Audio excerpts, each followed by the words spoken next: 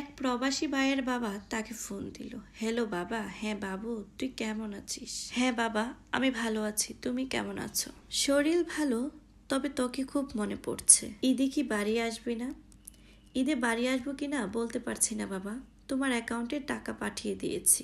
বাবা, আমার প্রমোশন হয়েছে, স্যালারিও বেড়েছে, পুরো 1 লাখ।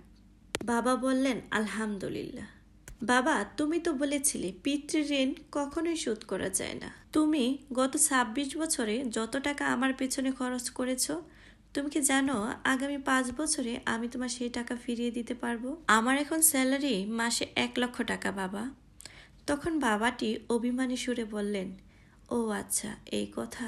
তাহলে শোন, তোকে একটা গল্প বলি। বলো বাবা। তোর বয়স যখন 4, তখন আমার বেতন ছিল 3,000 টাকা। 1200 টাকা ঘর ভাড়া দিয়ে 1800 টাকায় চলে সংসার। আমি আমার সাধ্যের মধ্যে সব সময়